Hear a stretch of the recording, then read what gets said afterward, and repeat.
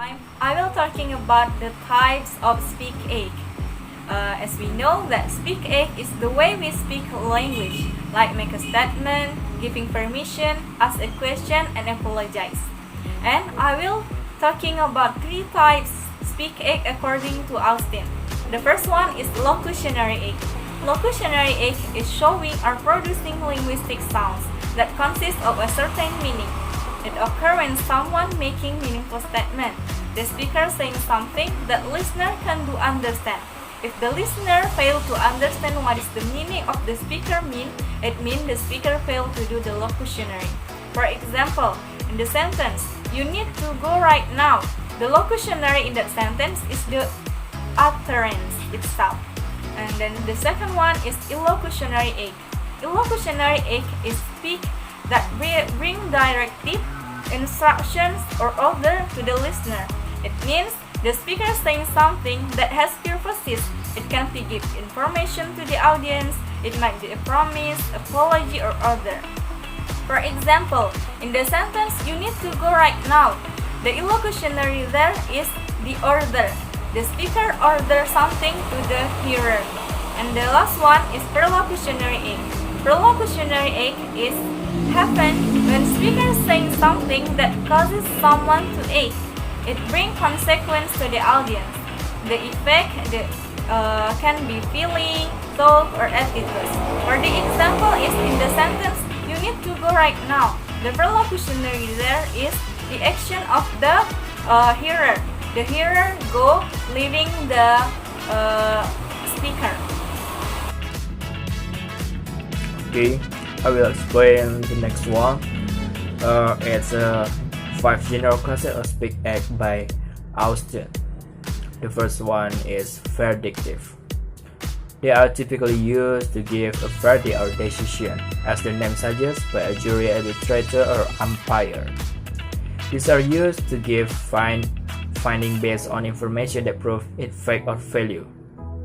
For example, I congratulate you for doing so well. Here we know that there are fact and value. Fact that they're doing so well, and it gives a value for some to congratulate to him. And the next one is exertive.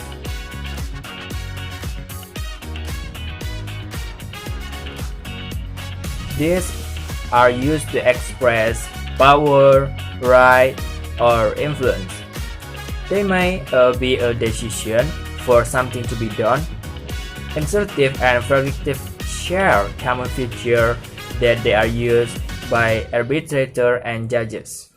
For example, I appoint you a chairman. The next one is commissive. They are used to commit or undertake the speaker to do a specific action, and they show declaration of announcement of intention. For example, I promise to pay the debt. Here, I promise action and show the declaration that he will pay the debt. And the next one is behaviative.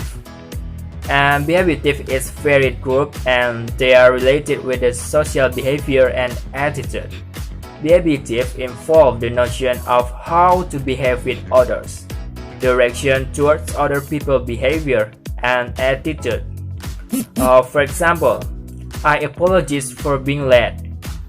Here, the subject I apologize for being late. Apologize here is an attitude, and his apologies because he's late. And we can see that we found the attitude here. Okay, the last one is expositive. They are used in a way to expound the views, conduct argument, and clarify of usage and references. The first example of these are affirm, state, deny, remark, inform, swear, correct, and others. For example, I state that he did it. And there are the 5 general of speak act by the Austin. Thank you.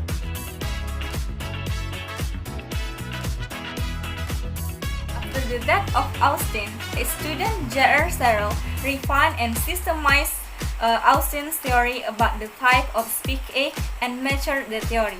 Searle found 12 significant dimensions for classifying speak ache, but depend on only 3 of them. The first one is difference in the point of or purpose of the type ache.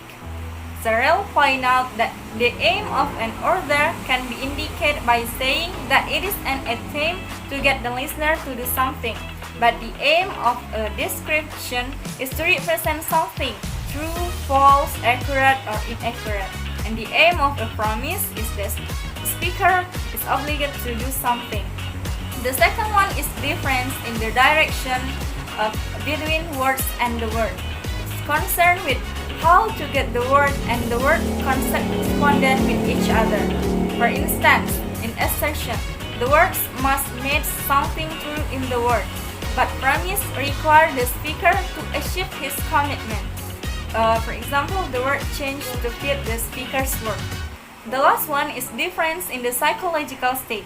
In this point, the speaker expresses a state or attitude to the propositional content.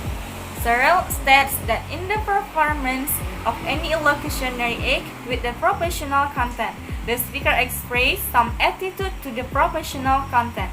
That is to say that speaker expresses his psychological state when he speaks.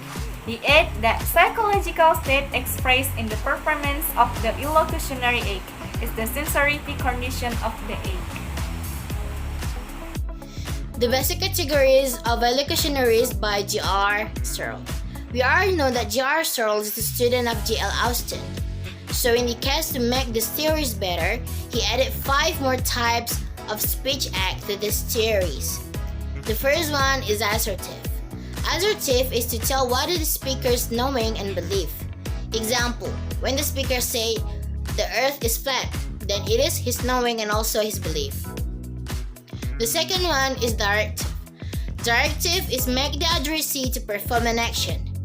Example, when you and your friend is in one room and you ask your friend to open the door and you perform the directive.